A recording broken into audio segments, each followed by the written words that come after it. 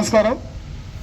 ముఖ్యంగా ఈ కార్యక్రమాన్ని ఏర్పాటు చేసినటువంటి హనుమంతన్న గారికి, వేదిక మీద ఉన్నటువంటి చాలామంది ఉన్నారు కాబట్టి పేర్లు చెప్తే సమయం అంతా నాకే సరిపోతుంది కాబట్టి వేదిక మీద ఉన్న అందరి పెద్దలందరికీ, వేదిక ముందర ఉన్నటువంటి మేధావులు, నిజమైన బహుజన వాదులు, అంబేద్కర్ వారసులందరికీ నా హృదయపూర్వక నమస్కారాలు.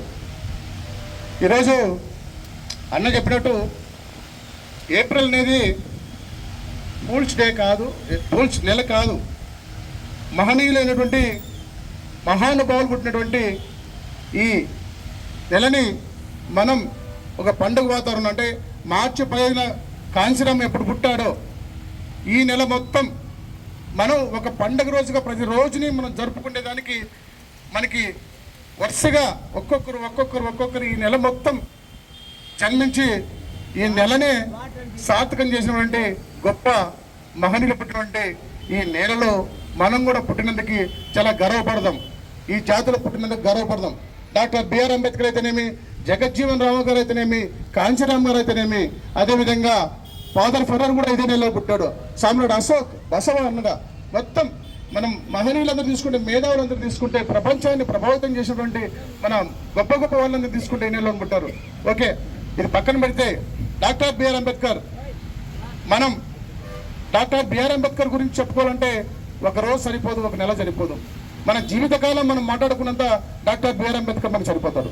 ఎందుకంటే డాక్టర్ బిఆర్ అంబేద్కర్, ఒక నాయకుడు చెప్తుంటారు, నేను 2 లక్షల పుస్తకాలు చదివిన.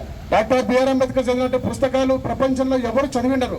ఆ జ్ఞానము ఏ నాయకుడికి కానీ, ఏ వ్యక్తికి కానీ అంత జ్ఞానం ఉన్నటువంటి వ్యక్తి ఈ భూ ప్రపంచంలో లేననే విషయాన్ని మనం గమనం చేసుకున్నాం. అలాంటి గొప్ప వ్యక్తి పుట్టినటువంటి ఈ దేశంలో, ఈ జాతిలో మనం పుట్టినందుకు చాలా గర్వపడదాం.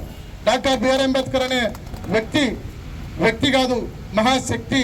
ఈరోజు ఆకాశం భూమి కలిపితే ఎంత విశాలమైనదో డాక్టర్ బిఆర్ అంబేద్కర్ ఒక్కటే అంత విశాలమైన జ్ఞానాన్ని కలిగిన వ్యక్తి అనే విషయాన్ని నేను ఈ సందర్భంగా తెలియజేసుకుంటున్నాం. డాక్టర్ బిఆర్ అంబేద్కర్ గారి గురించి మనం మాట్లాడుకుంటే ఇంతవరకు ఇది 2025, క్రీస్తు శకం 2025. 2025లో కూడా డాక్టర్ బిఆర్ అంబేద్కర్ చదువు ఇప్పటికి కూడా చదవలేని పరిస్థితిలో ఉన్నారంటే డాక్టర్ బిఆర్ అంబేద్కర్ చదువు మీద, ఆ జ్ఞానం మీద ఆయనకున్నటువంటి ఒక అదేమంటారు, ఆయనకున్న ఇంట్రెస్ట్ ఎవరికి లేదు. ఆయన చదువుకోలే, ఊరికే డిగ్రీల కాలం చదవలేదు. ఈ దేశాన్ని నా బడుగు బలహీన వర్గాల వారు, పీడిత వర్గాల వారు అట్టడుగున ఇంకా కొనారీలుతున్నారు. వీళ్ళని పైకి తీసుకురావాలంటే ఎక్కడెక్కడ లోపాలు ఉన్నాయి, దేన్ని మనం తెలుసుకుంటే వీళ్ళ జీవితాన్ని బాగుపరచవచ్చు అనే విషయాన్ని తెలుసుకోవడానికి కోసమే డాక్టర్ బిఆర్ అంబేద్కర్ అన్ని రకాల చదువులు, అంటే ఎకనామిక్స్ చదివాడు, సైకాలజీ చదివాడు, అన్ని శాస్త్రాలు చదివి ఈరోజు డాక్టర్ బిఆర్ అంబేద్కర్ గొప్ప రాజ్యాంగాన్ని మన దేశంలో అందించడానికి ఏకైక ఆ వ్యక్తి డాక్టర్ బిఆర్ అంబేద్కర్ అని బ్రిటిష్ వారి చేతితో మన యొక్క నాయకులు ఎవరైతే డాక్టర్ బిఆర్ అంబేద్కర్ని పార్లమెంట్కి ఎన్నుకో కాకుండా చేశారో వాళ్ళందరికీ, తిక్కనాకుడుకల్లారా, మీరందరూ ఎవరో రాజ్యాంగాన్ని రాస్తారని మీరు ఎదురు చూస్తున్నారు. మీకు తెలియని ఒక గొప్ప వ్యక్తి మీ దేశంలోనే ఉన్నాడు, డాక్టర్ బిఆర్ అంబేద్కర్. ఆయన కాలు పట్టుకోమంటే ఆ రోజు డాక్టర్ బిఆర్ అంబేద్కర్కి అవకాశం వచ్చింది. లేకుంటే ఈ కుళ్ళిన ఈ దేశంలో ఆ డాక్టర్ బిఆర్ అంబేద్కర్ని కూడా పార్లమెంట్ ఇవ్వకుండా చేసినటువంటి ఈ దేశంలో ఈరోజు మన ఐక్యరాజ్య సమితిలో ఆయన పుట్టినరోజులు జరుపుకునే విధంగా ఆయన ఎదిగిన విధానం మనందరికీ ఆదర్శం. కాబట్టి డాక్టర్ బిఆర్ అంబేద్కర్ అనే వ్యక్తి చాలా చాలా చాలా గొప్ప వ్యక్తి. మనం ఎప్పుడే కానీ కుంగిపోవద్దండి. డాక్టర్ బిఆర్ అంబేద్కర్ పుట్టినటువంటి ఈ జాతిలో, డాక్టర్ జగజ్జీవన్ పుట్టినటువంటి ఈ జాతిలో మనం పుట్టాం. మనం వారిని ఆదర్శంగా తీసుకొని మనం కూడా మన ప్రాంతంలో మనం ఆదర్శంగా ఎదిగేదానికి మనందరం గట్టిగా ప్రయత్నం చేద్దాం. ఎందుకంటే డాక్టర్ బిఆర్ అంబేద్కర్ ఒకటి చెప్తాడు, నీవు చిరిగిన బట్టైనా తొడుక్కో, ఒక మంచి పుస్తకాన్ని చదవంటాడు. మంచి పుస్తకాన్ని ఎందుకు చదవమంటే పుస్తకాల్లో అనేక మంది అనేక అనుభవాలని అందులో పొందుపరిచింటారు. కాబట్టి నీకు కావాల్సిన జ్ఞానాన్ని నువ్వు తెలుసుకొని నీ జాతికి నువ్వు మేల్కొల్పేదానికి నువ్వు జ్ఞానాన్ని సంపాదించుకొని చెప్పి డాక్టర్ బిఆర్ అంబేద్కర్ చెప్తారు. కాబట్టి డాక్టర్ బిఆర్ అంబేద్కర్ మనందరికీ ఆదర్శవంతుడు. మనం ఏమీ చేయాల్సిన అవసరం లేదు, ఎవరిని ఆదర్శంగా తీసుకోవాల్సిన అవసరం లేదు. Doctor B R Ambedkar, doctor Jagjivan Rao, Kanshi Ram ఎవరైతే మహనీయులు ఉన్నారో వీళ్ళని ఆదర్శంగా తీసుకుంటే సరిపోతుంది. మనం ఏ దేవుణ్ణో ఏ దయ్యాన్ని ముక్కాల్సిన అవసరం లేదు. ఆ దేవుళ్ళు ఉన్నారో లేదో మనకు తెలియదు, ఆ దయ్యాలు ఉన్నారో లేదో తెలియదు. డాక్టర్ బిఆర్ అంబేద్కర్ మాత్రం నిజంగా ఈ దేశంలో ఎస్సీ ఎస్టీలకే కాదు, భూమి మీద పుట్టిన ప్రతి ఒక్కరికి డాక్టర్ బిఆర్ అంబేద్కర్ దేవుడు డాక్టర్ బిఆర్ అంబేద్కర్. ఈరోజు ఓటు హక్కు అనేది లేకపోతే ఈరోజు ఇక్కడ పెద్ద మనుషులందరూ కూర్చున్నాం, మాకు కానీ ఇక్కడ మహనీయులంతా పెద్ద పెద్ద వాళ్ళంతా ఇక్కడ కూర్చున్నారు, మీకు కానీ ఎవరికే కానీ మన ఇంటి దగ్గరికి వచ్చి ఓటు అడిగే పరిస్థితి ఉండేది కాదు.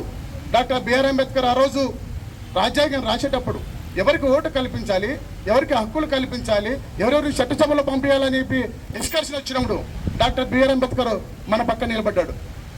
మిగిలిన వర్గాలన్నీ కూడా ఎవరైతే ఉన్నారో వాళ్ళందరూ డిగ్రీ చదివిన వాళ్ళకి ఓటు హక్కిద్దాం, భూస్వాములకి ఓటు హక్కిద్దాం, లేదంటే ట్యాక్సులు కట్టే వాళ్ళకి ఓటు హక్కిద్దాం, సామాన్య జనానికి ఏం తెలుసు, వాళ్ళకి ఈ చట్టసభల్లోకి పోయే వాళ్ళని ఎన్నుకునే జ్ఞానం వాళ్ళకు ఉండదు, వాళ్ళకు వద్దని చెప్పేసి మిగిలిన వాళ్ళందరూ వాదించినప్పుడు డాక్టర్ బిఆర్ అంబేద్కర్ లేదు లేదు, ఈ దేశంలో ఉన్నటువంటి ప్రతి ఒక్కరూ 18 ఏళ్ళు ఉండినటువంటి ప్రతి ఒక్కరికి కుల మతాలకు అతీతంగా ప్రాంతాలకు అతీతంగా ప్రతి ఒక్కరికి ఓటు హక్కు ఉండాలని చెప్పేసి పోరాటం చేసి ఓటు హక్కు కల్పించి ఈరోజు చట్టసభల్లోకి యోగ్యత లేని వాళ్ళైనా సరే, యోగ్యత ఉన్న వాళ్ళైనా సరే, చదువుకున్న వాళ్ళైనా సరే, చదువుకోలేని వాళ్ళైనా సరే, ఎట్లాంటి వాళ్ళకైనా సరే, పేదవాళ్ళైనా సరే ఈరోజు చట్టసభల్లో ఉంటున్నారంటే దానికి కారణం డాక్టర్ బిఆర్ అంబేద్కర్.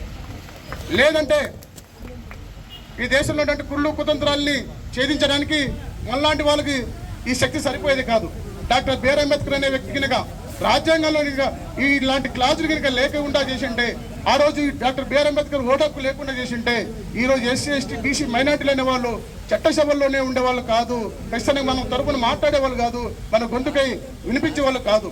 కానీ ఈరోజు చట్టసభల్లో ఆ రోజు డాక్టర్ బిఆర్ అంబేద్కర్ కన్నటువంటి కళల్ని ఈరోజు చట్టసభల్లో నిజంగా ఆయన ఆశించినటువంటి విధంగా చట్టసభల్లో